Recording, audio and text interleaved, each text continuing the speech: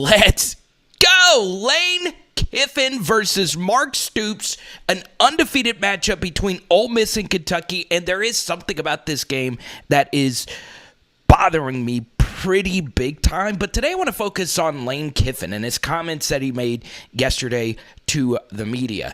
Truth be told, I'm not going to lie, Ole Miss's offense is probably the funnest to actually break down in the SEC West. They bring in Jackson Dart, they bring in Zach Evans, two new faces right there, even juking out the camera on the zone read, and both of these two have been phenomenal for Ole Miss.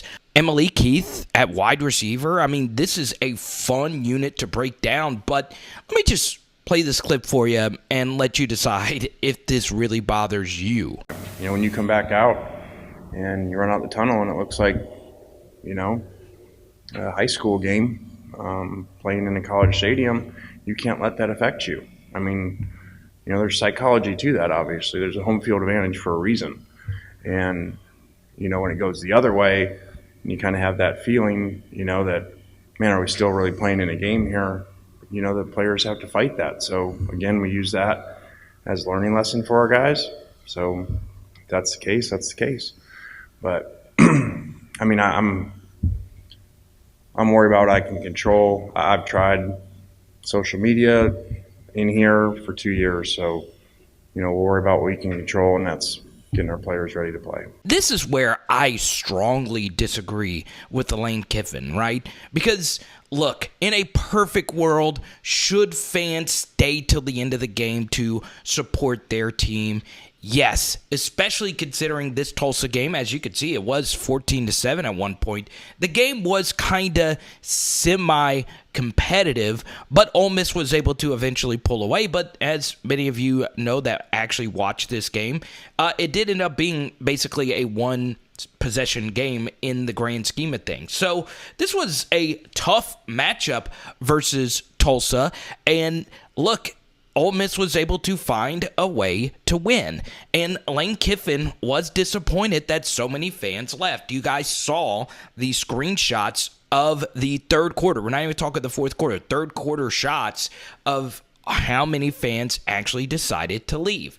And for me, even though Lane and the players would probably want a full stadium, and I know a lot of you are going to disagree with me on this, you as a fan have a right to do whatever you want.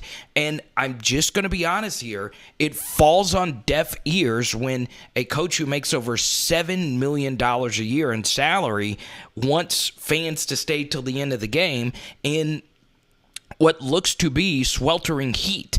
This is Tulsa. Which fan every year circles Tulsa on the schedule? Well, I guess not that many. So for me, I just never like it when coaches badger fans for the ones that actually leave early. People might want to beat traffic. People might want to go do something else.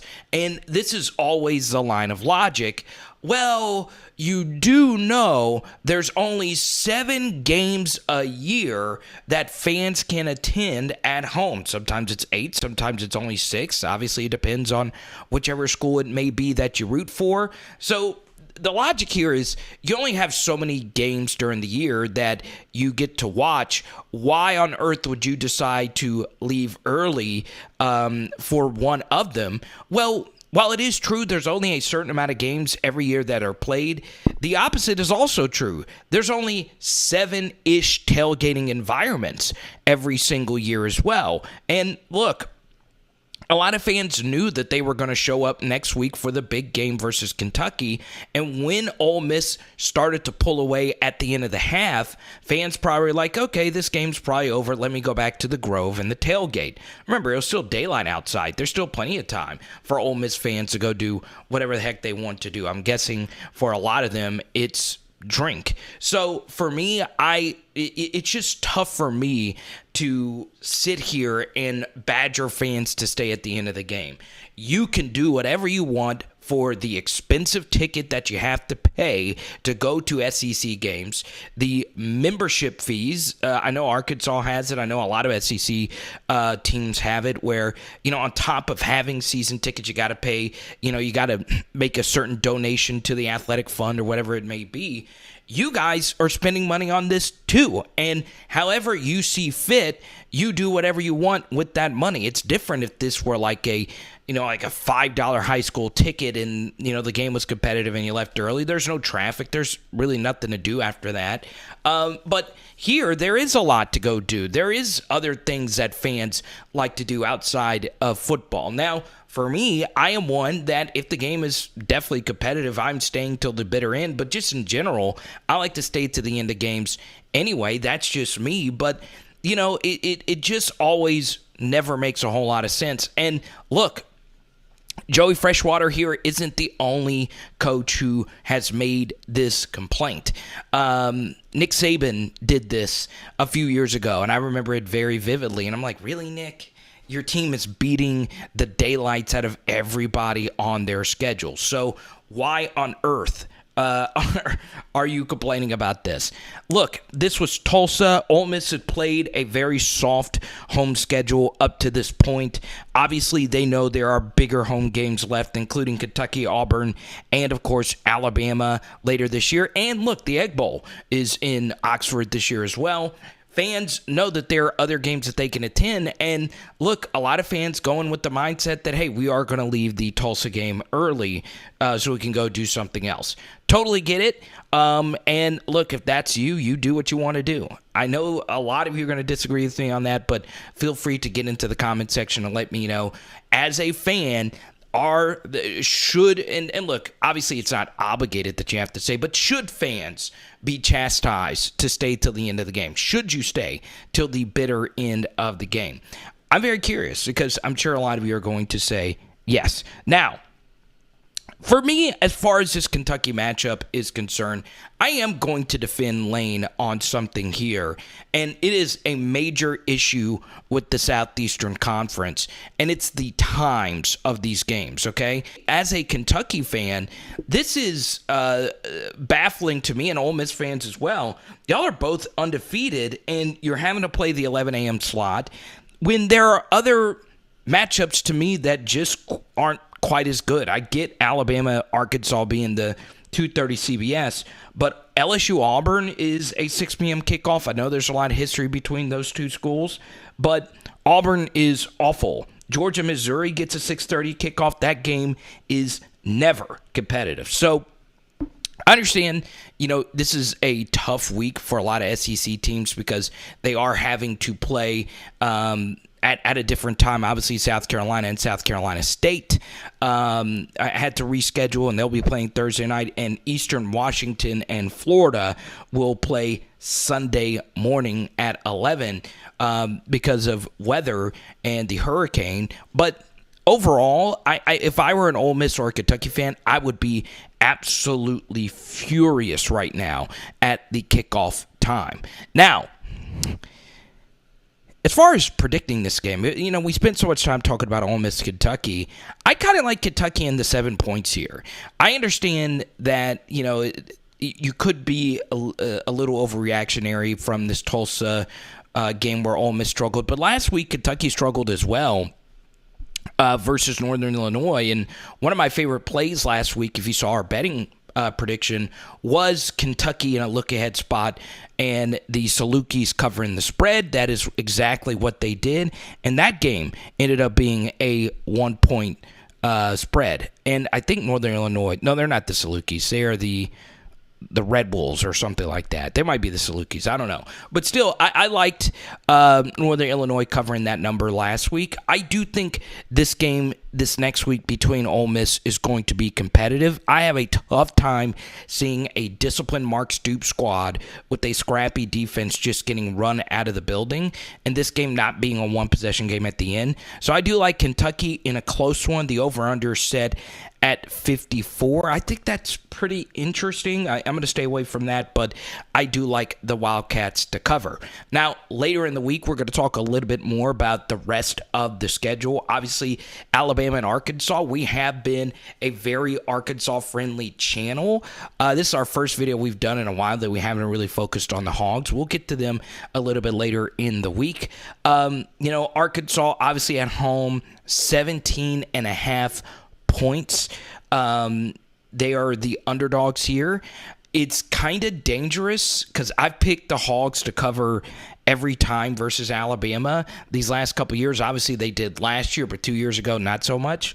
I'm actually going to save that prediction for a little bit later in the week. So let me know if you guys have a feel on that game. And a lot of other juicy SEC matchups this weekend, but the one I am looking forward to the most is indeed Ole Miss and Kentucky. Now, I do want to talk about Lane just a second, because while I did disagree with Lane calling out fans, he might have a point about Ole Miss fans being not the absolute best, okay? And truth be told, I know I don't think I have any Ole Miss subscribers. There is a little bit of truth to this. And I know a lot of Tennessee fans have victory lapped Lane this week, but Lane left for a reason. He had a job opportunity that he really wanted, and, it happens a lot. Boom! I'm looking at you. Yes, you. So, truth be told, I'm a big Lane fan, right? And if I were LSU, I would have looked at Lane Kiffin potentially for that job opening. They ended up getting someone I believe is better in Brian Kelly. But honestly, Lane, I feel wants to go somewhere else. This has always just been his MO. And this play right here, I love it when teams do this, okay? You 3-by-1 it. If this corner plays off your number one receiver, I think Heath is a better receiver, but Mingo is a fine option as well. If they play off, just get the football out quickly to him. Automatic comeback route right here off this play action. This might be an RPO all the way. I guess it is. And, just get the football out quickly. LSU did a really good job of this past week versus New Mexico. If your corners are going to play off your alpha wide receivers, give the football out wide and let them go make a play on the opposite side of a 3-by-1. You make the corner miss, that's a good thing. You make the safety miss, it's a tutty. Good stuff. And look, a lot of Ole Miss fans are probably hot. They wanted to get a bourbon and Coke, and they wanted to get the F out of there. This is how I feel about Lane's future at Ole Miss. I do believe this is his last year here. Now, he is making $7.25, and a really big job would have to open. And look, there were a lot of fans pleading with Lane Kiffin, Nebraska fans in particular, saying, look, we are dying to have a coach here that can win us games. We will stay, we'll camp out the night before and stay until Monday. Hope I'm wrong about this. Even as a non-Ole Miss fan here, there are other teams in the West, obviously LSU, that I just like better than Ole Miss. But like I said, he makes this team interesting. He makes this team good. He is just a fun guy to have in this conference. So I hope he stays with Ole Miss because, this is a fan base. I got friends that went to Ole Miss and they like the fact that they have a relevant football program without a Hall of Fame quarterback, at the helm. So, yeah, we'll see what happens during this next offseason. We'll see what happens this weekend versus Kentucky. But I'll say this, if Lane were to leave Ole Miss for another job, it is not because fans are leaving at halftime to go get a pink panty dropper at the library. Man, I just love his offense, right? The fake counter to the left, get everybody going to the left, give it to Quinshawn to the right. I love watching him play, the true freshman back from Alabama. And, man, it's just the design of that is so sexy. So, let me know down below your thoughts on today's video, and let me know if you feel fans should stay till the end of the game, okay? It is Power Hour SEC BAM! And tonight, we are doing some pasta, lobster ravioli. Let's go!